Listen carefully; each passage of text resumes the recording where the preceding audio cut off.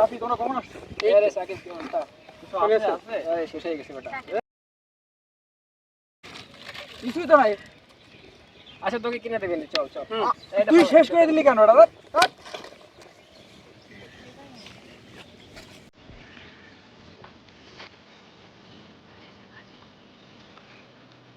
এভাবেই আমরা চলতে ফিরতে নিজেদের অজান্তে আমরা আমাদের জলাশয়কে দূষিত করে চলেছি। এই পলিথিন প্লাস্টিকের বর্জ্যগুলো আমাদের জলাশয়ে কী ধরনের ক্ষতি করে সেগুলো সম্পর্কে আমরা অনেকেই অজানা, এবং সেই সম্পর্কে জানতে হলে আমাদের বুঝতে হবে যে আমাদের জলাশয়ে যদি আমরা পলিথিন প্লাস্টিকের এই বর্জ্যগুলো ফেলি তাহলে আমাদের জলাশয়ে কী ধরনের ক্ষতি হতে পারে। আমাদের জলাশয়ে অনেক মাছ থাকে, যদি আমরা এভাবে আমাদের জলাশয়কে দূষিত করে চলি তাহলে কি হবে, তাহলে আমাদের জলাশয়ের মাছ মারা যেতে পারে এবং আমাদের জলাশয়ের যে পানি আছে সেটা দূষিত হয়ে যেতে পারে। যদি জলাশয়ের পানি দূষিত হয়ে যায় তখন কি হবে, আমরা অনেকেই আমাদের কৃষি জমিতে আমাদের জলাশয় থেকে পানি ব্যবহার করি এবং আমরা আমাদের দৈনন্দিন অনেক কাজে দেখা যায় যে গ্রামের অনেক মানুষ সেখানে থালা বাসন ধৌত করে। তো এইভাবে আমাদের পানি যদি দূষিত হয়ে যায় তাহলে আমাদের খাদ্য শৃঙ্খলের মধ্যেও এই দূষিত পদার্থগুলো চলে যেতে পারবে এবং হিউম্যান হেলথের জন্য সেগুলো যেরকম হুমকির সম্মুখীন হবে তেমনি জলজ পরিবেশের জন্য সেটা মারাত্মক হুমকির কারণ হবে। কারণ এই যে মাছগুলো যেরকম মারা যাবে সেই সাথে এই পানিগুলো দূষিত হয়ে যাবে, জীববৈচিত্র্য নষ্ট হয়ে যাবে। তো এই জন্য আমাদের জানতে হবে যে কোন ধরনের বর্জ্য পদার্থ যদি আমরা আমাদের জলাশয়ে ফেলি তাহলে আমাদের জলাশয়ের কী ধরনের ক্ষতিগুলো হতে পারে সেগুলো সম্পর্কেই আমরা আমাদের আজকের এই আয়োজনে জানবো।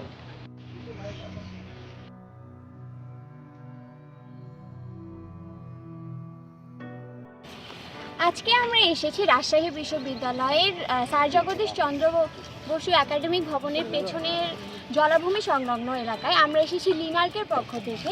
আজকে আমরা এই জলাভূমি সংলগ্ন এলাকায় যত নোংরা ময়লা আবর্জনা আছে সেগুলো পরিষ্কার করব। এরকম এই জলাভূমির মতো রাজশাহী বিশ্ববিদ্যালয়ে প্রচুর জলাভূমি রয়েছে যেগুলো নিয়মিত মনিটরিংয়ের অভাবে অপরিষ্কার হয়ে আছে, যেটা আমাদের পরিবেশের জন্য অনেক হুমকি স্বরূপ।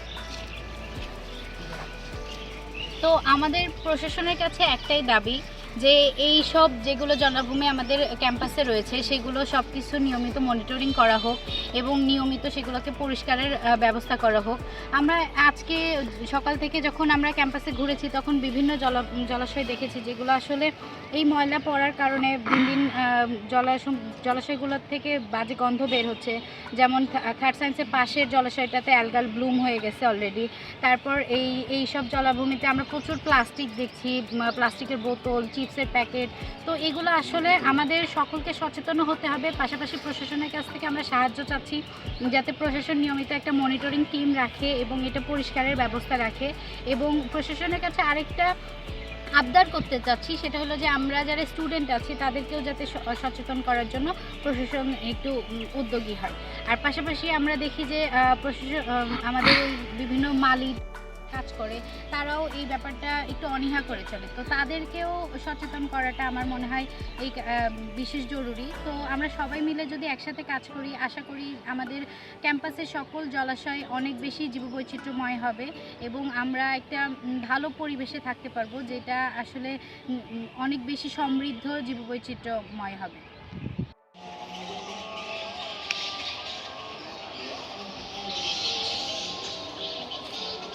চলুন আমরা খুব সংক্ষেপে জেনে নিই জলাভূমি দূষণের ক্ষতিকর প্রভাবগুলো কী কী হতে পারে। আমাদের যে জলাভূমিতে মাছ, ব্যাঙ, কচ্ছপ, সাপ, বিভিন্ন জলজ প্রাণী বসবাস করে। এগুলো দেখা যাচ্ছে যে জলাভূমি যখন বেশি দুর্গন্ধযুক্ত হয়ে যায়, জলাভূমির পানি যখন নষ্ট হয়ে যায় তখন এদের জীবনযাত্রাও ব্যাহত হয়ে যায়, যার কারণে দেখা গেছে আস্তে আস্তে এগুলো প্রকৃতি থেকে বিলুপ্তির মুখে চলে গেছে। মানব জীবনের জন্য এটা খুবই হুমকিস্বরূপ। মানুষের ডায়রিয়া, টাইফয়েড, কলেরার মতো মারাত্মক সব সমস্যাগুলো দেখা দিতে পারে। এছাড়া দেখা যাচ্ছে যে পানির ভারী ধাতুর কারণে মানুষের শরীরে ক্যান্সারের মতো সংক্রমণও দেখা যায়। এছাড়া আমরা আরও দেখি জলাভূমি যখন দূষিত হয়ে যায় তখন আমাদের সেখানে মাছ চাষ করা খুবই সমস্যার মধ্যে পড়ে যায়, যার কারণে কি হয় আমাদের যে মৎস্য চাষ ব্যবস্থাপনা আছে সেখানেও আমাদের একটা ক্ষতি হয়ে যায়। তো আমরা কি করব?